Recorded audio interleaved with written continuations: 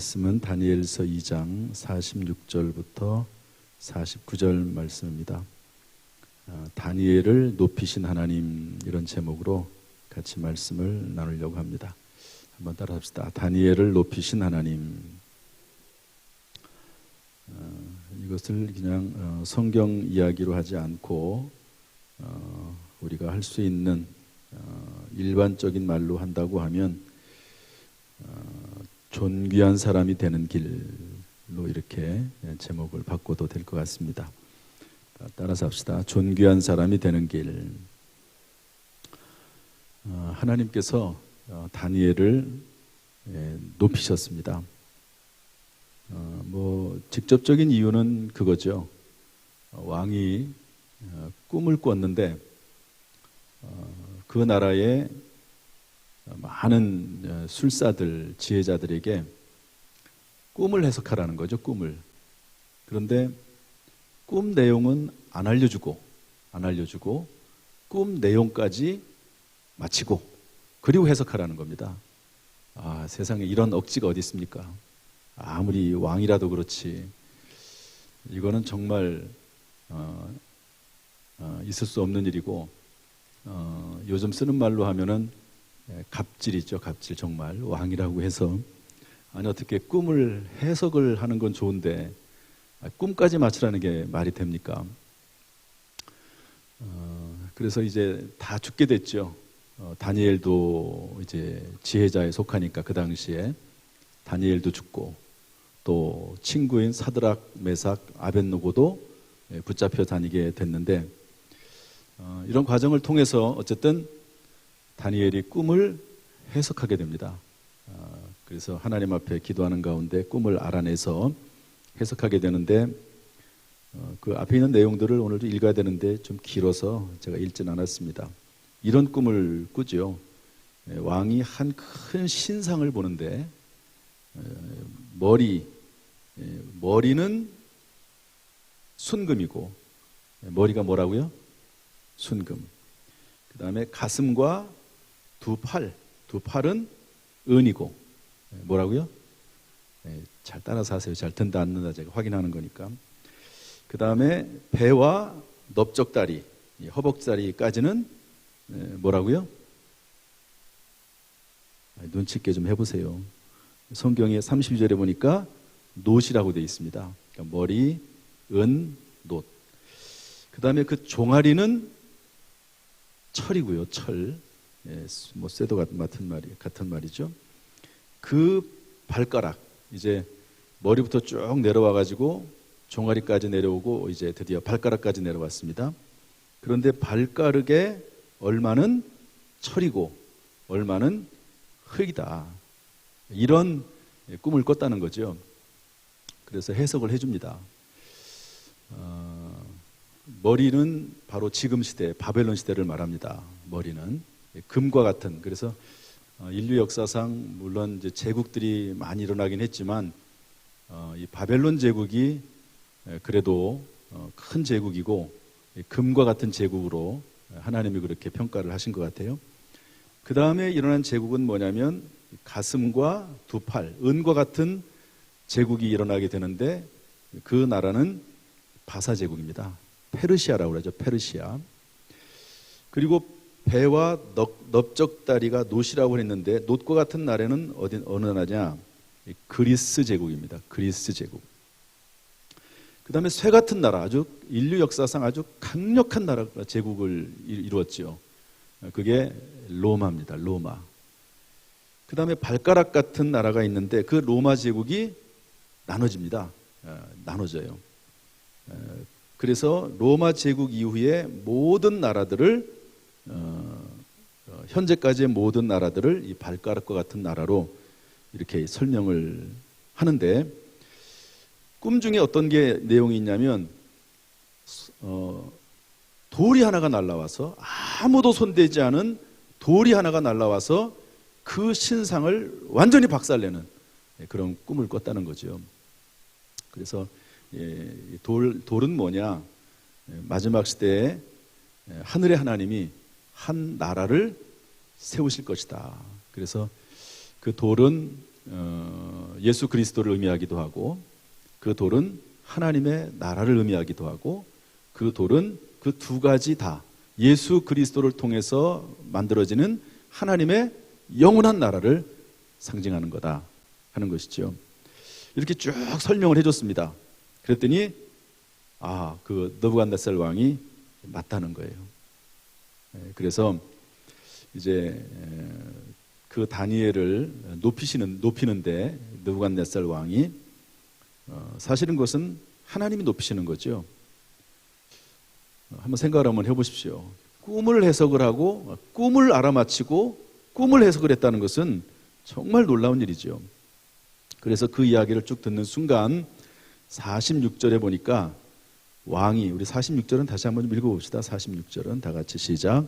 느부갓네살 왕이 엎드려 다니엘에게 절하고 명하여 예물과 향품을 그에게 주게 하니라. 세상에 이런 일이 있을 수 있을까요? 느부갓네살은 그냥 조그만 나라의 왕이 아닙니다. 그야말로 그 당시에 전 세계를, 그 당시야 뭐 아시아나 이런 건 다 뺀 세계니까요. 어쨌든 그 당시에 전 세계를 지배하는 대제국의 황제거든요. 그런데 그가 엎드려서 다니엘에게 절했습니다. 정말 높이는 거죠. 그리고 예물과 향품을 줬고 48절에 보니까 귀한 선물도 엄청나게 많이 줬습니다. 더구나 48절에 보니까 바벨론의 온 지방을 다스리게 했습니다. 그러니까 바벨론이 워낙 넓으니까 총리들이 많습니다. 그런데 그 총리 중에 총리로 다니엘을 세운 거지요. 그리고 모든 지혜자들, 모든 술사들, 그 사람들 중에서도 최고 어른으로 세워줍니다. 그리고 그 바벨론 왕이요, 다니엘의 요구를 다 들어줍니다. 왕 앞에서 다니엘의 언어가, 다니엘의 말이 권세가 있는 거죠. 다니엘의 요구대로 세 친구 사드락, 메삭, 아벳느고도 지도자로 세워서 이제 이 바벨론 제국의 큰 도시들이 있지 않겠습니까? 그런데 그 도시의 지도자로 이렇게 세 사람을 뚝뚝 띄어서 지도자로 삼아 주는 거지요. 그만큼 다니엘의 영향력이 커진 겁니다. 왕도 황제도 다니엘이 말이라면 잘 듣게 되는 것이죠. 이걸 보면 참 누구와 함께 하느냐가 높아지기도 하고 낮아지기도 하고 귀해지기도 하고 천해지기도 한다 하는 것을 알 수가 있습니다. 그야말로 근묵자흑이죠. 그래서 주변에 좋은 친구들이 있으면 그 사람도 좋은 친구가 되는 겁니다. 그러나 그렇지 못하면 또 악한 데 휩쓸리기도 하지요. 특별히 이제 중고등부 학생 때는 이게 정말 중요합니다. 정말 주변에 어떤 친구들이 있느냐가 상당히 중요합니다. 이렇게 하나님께서 다니엘을 높이시죠. 그 높이시는 배경에는 다니엘의 어떤 모습이 있나 하는 것을 몇 가지 좀 살펴보면서 우리가 그 모습을 좀 닮아가려고 합니다. 첫 번째로는 우리 오늘 2장 끝절까지 했으니까 앞 1장부터 몇 가지만 살펴보겠습니다. 우리 1장 8절 말씀 한번 살펴보는데요.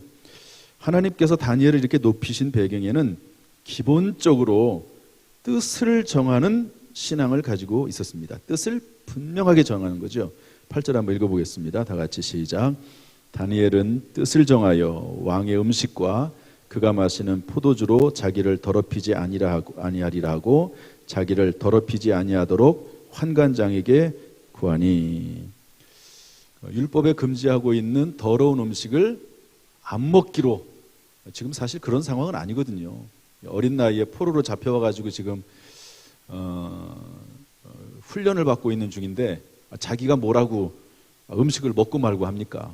그런데 뜻을 딱 정하고 내가 비록 여기에 포로로 끌려오긴 했지만 하나님이 금하시는 음식은 먹지 않겠다. 하나님이 금하시는 음식을 먹음으로 인해서 내 자신을 더럽히는 일이 없겠다. 이렇게 세 친구들하고 뜻을 딱 정하는 거죠. 이것이 사실은 다니엘을 하나님이 사랑하시고 높이시는 배경 중에 가장 으뜸되는 내용이라고 봅니다. 하나님 안에서, 믿음 안에서, 말씀 안에서 뜻을 정하면 길이 보입니다. 한번 따라합시다. 뜻을 정하면 길이 보인다. 뜻을 정하면은요, 내가 가야 할 길과 가지 말아야 할 길이 보이게 되어 있습니다.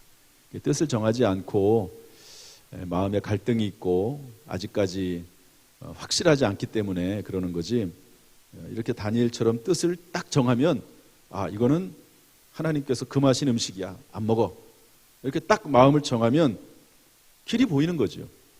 뜻을 정하면 의지력이 생깁니다. 답사, 뜻을 정하면 의지력이 생긴다. 또 뜻을 정하면 결국에는 극복하고 견디게 됩니다. 답사, 뜻을 정하면 극복하고 견디게 된다. 가장 중요한 것은요, 뜻을 정하면 하나님의 동력자가 됩니다. 왜? 하나님과 뜻을 같이 했으니까 이제부터는 하나님과 같이 움직이는 동행자요, 동력자요, 동지가 되는 것이죠. 이것은 곧 하나님의 지혜와 능력이 공유된다고 하는 의미를 가지고 있습니다. 이렇게 하나님과 함께 동력하기로 뜻을 정한 이런 신앙이 있었기 때문에 하나님께서 다니엘을 높여 주셨죠. 여러분, 이런 모습이 저 여러분 가운데도 있기를 주님의 이름으로 축복합니다.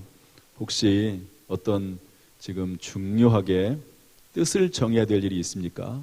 결정해야 될 일이 있습니까? 그렇다면 말씀 안에서, 하나님 안에서, 믿음 안에서 결정할 수 있게 되기를 주님의 이름으로 축복합니다. 두 번째로 하나님께서 다니엘을 이렇게 높이신 이유는, 그 배경에는 다니엘의 입술에 명철하고 슬기로운 언어가 있었습니다. 우리 2장 14절 말씀 한번 읽어볼까요? 2장 14절 말씀, 2장 14절 다 같이 읽어보죠. 시작.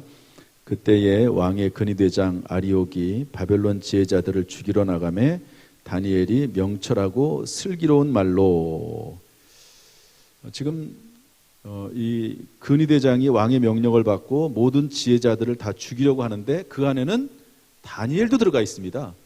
그런데 다니엘이 지금 붙잡혀서 죽게 될 판인데 먼저 찾아가서 그 아리옥에게, 근위대장에게 얘기하는 겁니다. 그런데 어떻게 얘기했다고요? 명철하고 슬기로운 말로. 이것은 신중하고 또 그리고 사려 분별 있게 그 상황을 잘 파악해서 말을 했다는 그런 의미를 가지고 있습니다. 잠언서 25장 11절에는 이렇게 되어 있습니다. 경우에 합당한 말은 아로새긴 은쟁반의 금사관이라 이랬거든요. 다니엘은 하나님이 주신 지혜로 말을 명철하고 지혜롭게, 슬기롭게 했던 것 같아요. 사람 말이라는 게 참 그 사람의 인생과 운명을 바꿉니다. 말이라는 게. 그런데 다니엘은 그런 면에서는 상당히 훌륭한 그런 언어 생활을 했다 볼 수 있습니다. 성경에 말을 잘했던 사람 중에 한 사람이 아마 아비가일이라고 하는 여자일 것입니다. 다윗이 피신 중일 때 남편 나발이라고 하는 남편이 다윗에게 호의를 베풀지 않았습니다. 다윗은 엄청나게 그 사람들에게 호의를 베풀었는데 뭐 축제가 돼가지고 뭐 좀 먹을 것을 다윗이 좀 달라고 했는데 하나도 주질 않았습니다. 그래서 다윗이 화가 나가지고 남편 나발을 죽이러 군대를 몰고 가는 거죠. 이게 쫓겨다니면서도 다윗을 따랐던 사람들이 수백 명 있었습니다. 그래서 나발을 죽이러 가는데 그 소문을 듣고 그의 아내 아비가일이 달려오지요. 그래서 떡 200개, 포도주 2부대, 요리를 한 양 5마리, 건포도 100송이, 무화과 200개, 볶은 곡식 5부대, 이런 것들을 빨리 마련해가지고요 다윗에게 달려갑니다. 그리고 엎드려서 두 가지 이야기합니다. 참 말을 하는데 두 가지 얘기를 해요. 뭐라고 말을 하냐면, 내 주의 손으로, 다윗을 주라고 표현하면서, 지금 죽게 됐잖아요. 남편도 죽게 되고 온 가족들이 다 죽게 됐는데 내 주의 손으로 피를 흘려 친히 보복하지 마시기를 바랍니다. 내 주께서 이후에 이스라엘의 왕이 될 텐데 그때 친히 보복했다는 말로 마음에 걸림이 없도록 하시기를 바랍니다. 참 이 아비가라는 여자가요, 다윗을 이미 이스라엘의 왕이 될 것이라고 한껏 높여줍니다. 그리고 뭐 사실 일반적으로 다 그렇게 생각을 해왔고 사무엘 선지자는 이미 그렇게 예언을 하지 않았습니까? 그냥 뭐 그렇게 말을 한다고 해서 큰 문제는 아닙니다. 그 말을 들어보니까 그게 맞잖아요. 다윗이 비록 쫓겨다니긴 하지만 하나님의 사람으로 나중에 왕이 된다고 하는 사무엘의 예언을 알고 있습니다. 그래서 평소에 사울 왕도 죽일 수 있는 기회가 있지만 살려주잖아요. 그런데 아비가일, 잠시 그것을 화가 나가지고 잊어버리고 있었는데 아비가일이라고 하는 여인이 딱 나타나가지고 먼저 선물을 잔뜩 주고 그렇게 얘기하니까 그 말을 받아들이게 되는 거죠. 참 이 아비가일이라고 하는 여인이 지혜로운 여인입니다. 지혜로운 여인. 제가 지혜로운 여인, 뭐 물론 남자도 지혜로울 수 있지만 지혜로운 여인 중에 또 유명한 한 사람이 있습니다. 종교개혁자 루터의 아내지요. 루터가 종교개혁을 일으킬 때, 이 카톨릭에 대항해서 종교개혁을 일으킬 때 얼마나 많은 어려움이 있었는지 모릅니다. 수많은 암살자들을 보내서 로마 카톨릭에서 루터를 죽이려고 했습니다. 그리고 본인도 몸에 병이 참 많았다고 그래요. 그래서 별명이 뭐냐면 종합병원. 그렇게 아주 정말 능력 있게 쓰임 받는 사람인데도 불구하고 몸이 연약했던 것 같아요. 그래서 하루는 너무 이 종교개혁을 일으키는 것이 힘이 드니까 죽음의 위기도 겪어야 되고 실망하고 낙심하고 이 포기해야 되지 않을까 하는 생각을 하고 있는데 그의 아내가 참 지혜롭게 처신하지요. 웬만하면은 그냥 왜 당신 도대체 종교개혁을 일으키는 최고의 수장으로서 힘을 내야지 왜 그러냐고 이렇게 막 약간 혼내는 형태로 할 수도 있잖아요. 아니면은 그렇지 않고 오히려 함께 서로 의기소침하고 힘들어 할 수도 있지 않겠습니까? 그런데 단호하면서도 참 지혜롭게 행동을 합니다. 어떻게 행동하죠? 우리로 말하면 상복, 소복을 입고 루터 앞에 나타납니다. 그러니까 루터가 깜짝 놀라죠. 아니, 누가 죽었냐고. 왜 갑자기 이렇게 상복을 입고 소복을 입고 오냐고 그랬더니 당신의 모습을 보니까 하나님이 돌아가신 것 같다고. 하나님이 살아계신데 당신의 모습을 보니까 하나님이 돌아가신 것 같다고. 그런 말을 하니까 이게 루터에게 무슨 특별한 어떤 지시형이나 명령형이나 이런 걸로 한 말이 아니잖아요. 그냥 상복 입고 나타나서 루터에 대한 이야기를 하지 않고 그런 상황에 대해서 그냥 얘기를 한 것뿐입니다. 그때 루터가 크게 깨닫죠. 그리고 나서 종교개혁을 다시 일으키게 되고 완성하게 됩니다. 사람의 말이라고 하는 게 참 정말 귀중한 것 같아요. 말이라고 하는 게 산 사람을 살리기도 하고 죽이기도 하고 말이라고 하는 게 그 사람의 그 마음을 기쁘게도 하고 아프게도 하고 하는 것이 말입니다.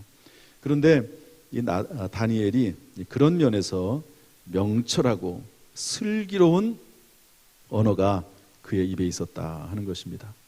말이 참 쉽지 않습니다. 어렵습니다. 그러나 하나님께서 우리에게 지혜를 주셔서 말을 잘 할 수 있는 정말 성경 말씀처럼 아로새긴 은쟁반에 금사와 같은 그런 말을 할 수 있는 힘을, 능력을 우리에게 주시기를 주님의 이름으로 축복합니다. 또 말을 할 때 조심스럽게 하는 훈련도 조금씩 쌓아갈 수 있기를 주님의 이름으로 축복합니다. 세 번째로 하나님이 다니엘을 높이신 배경에는요, 기도를 통해서 지혜와 능력을 받았기 때문에 그렇습니다. 17절부터 19절 말씀 한번 쭉 읽어보겠습니다. 17절부터 19절 말씀 다 같이 읽어보죠. 2장 17절 19절 시작. 이에 다니엘이 자기 집으로 돌아가서 그 친구 하나냐와 미사엘과 아사랴에게 그 일을 알리고 하늘에 계신 하나님이 이 은밀한 일에 대하여 불쌍히 여기사 다니엘과 친구들이 바벨론의 다른 지혜자들과 함께 죽임을 당하지 않게 하시기를 그들로 하여금 구하게 하니라. 이에 이 은밀한 것이 밤의 환상으로 다니엘에게 나타나 보임에 다니엘이 하늘에 계신 하나님을 찬송하니라. 기도해서 결국에는 꿈을 알아야 되는 거니까 누가 좀 도와주셔야 될 것 같아. 계속 핸드폰이 울리니까. 결국에는 그 꿈을 해석해야 되거든요. 해석해야 되는데. 근데 어떻게 해석을 합니까? 하나님 앞에 기도하는 거죠. 미국의 16대 대통령인 아브라함 링컨은 남북전쟁에 승리해서 정말 세계적으로 가장 훌륭한 그런 대통령으로 인정을 받고 있습니다. 그런데 이분이 얼마나 어렵겠습니까? 사실은 대통령 선거를 하는 것도 어렵고 남북전쟁을 하면서 본인이 옳다고 하는 거를 이렇게 이뤄나가는 게 쉬운 일이 아니거든요. 그런데 이분이 이런 말을 했습니다. 아브라함 링컨 대통령이 나는 어렵고 힘들 때마다 무릎을 꿇고 기도합니다. 내게는 충분한 지혜가 없지만 기도하고 나면 지혜가 떠올랐습니다. 아브라함 링컨이 지혜가 뭐 많다기보다도요, 본인은 하나님 앞에 기도했다는 거예요. 하나님 앞에 열심히. 그랬더니 하나님께서 그때그때마다 필요한 지혜를 줬다 하는 것이죠. 그래서 여러분, 어떤 문제가 있으면은 그 문제를 놓고 집중적으로 해답을 주실 때까지 기도해야 됩니다. 그냥 문제를 대충대충 이렇게 넘어가기보다도 저도 요즘 이제 집중적으로 기도하는 내용이 하나가 있는데, 한 번은 밤에 이렇게 와서 기도할 때 며칠 되지 않았죠. 기도할 때 기도 한번 시작을 하면은 제목이 많거든요. 그런데 다 기도 중단하고 한 가지만 가지고 기도했습니다. 그 문제만 가지고 하나님 어떻게 해야 됩니까? 또 하나님, 그러면서 또 하나님 앞에 기도를 했는데, 언제까지 기도를 했느냐? 언제까지? 그 기도 제목에 대해서 계속 하나님이 주시는 생각들을 찾고 또 그러면서 그 생각에 대해서 하나님 앞에 또 질문하면 또 하나님 주시는 생각들이 있습니다. 그럼 그 생각들을 받아들고 또 하나님에게 질문하고, 그럼 또 하나님이 생각을 주시면 그 생각을 붙잡고 또 하나님에게 질문하고, 그러면서 계속해서 어떤 문제가 이렇게 처음에는 넓었다고 하면 그 넓은 문제를 좁혀가서 결국에는 한 가지가 되도록 그렇게 기도를 했습니다. 그렇게 하니까 마음에 평안이 오더라고요. 그렇게 하니까 막 이런저런 생각이 막 복잡하고 막 그랬는데, 그렇게 하나하나 기도해가면서 좁혀가니까 최종적으로는 참 평안이 오더라고요. 평안이 와요. 그래서 그렇게 진행을 해나가고 있습니다. 기도를 통해서 지혜와 능력을 얻는 것이 참 중요하고요. 다니엘은 그 일을 했습니다. 제가 설교 준비를 하다 보니까요, 다니엘에 관련해서 누가 이런 글을 하나 써놨더라고요. 제가 재미있어서 하나 얘기하고 지나갈 테니까 여러분 이거를 그냥 듣고 지나가셔야지 성경에 실제로 있는 것처럼 그렇게 생각하면 안 됩니다. 다니엘이, 이건 이제 6장 내용인데 지혜하고도 좀 관련이 돼 있어서 말씀드립니다. 다니엘이 느부갓네살 왕의 그 신하들의 모함에 빠져가지고 사자굴에 들어갔죠. 그때 산도 울고 나무도 울고 새들도 울고 또 느부갓네살 왕도 울었잖아요. 자기가 다리오 왕도 자기가 조서를 만들긴 했지만, 그러나 거기에 다니엘이 거려질지 누가 알았겠습니까? 그래서 왕도 울고, 그래서 그렇지만 어떡합니까? 악법도 법인데, 그래서 다니엘을 사자굴에 할 수 없이 그 사랑하는 다니엘을 사자굴에 던졌습니다. 그러니까 굶주린 사자들이 달려들었겠지요. 그때 다니엘이 침착하게 대응할 때입니다. 사자들을 향해서 잠깐, 사자들아, 내 말을 듣고 날 잡아먹든지 말든지 해라. 사자가 먹으려고 하다가 다니엘이 한마디 하니까 대답을 했대요. 뭐라고 대답했냐면, 야, 그래, 너 죽기 전에 뭐 유언이라도 있냐? 그랬더니 다니엘이 이랬답니다. 너희들 한 사람 잡아먹을래? 아니면 10사람 잡아먹을래? 야, 한 사람보다는 10사람이 낫지. 그러면 나를 살려주면 내일 10사람을 내가 보내주겠다. 야, 그럼 넌 여기 왜 들어왔냐?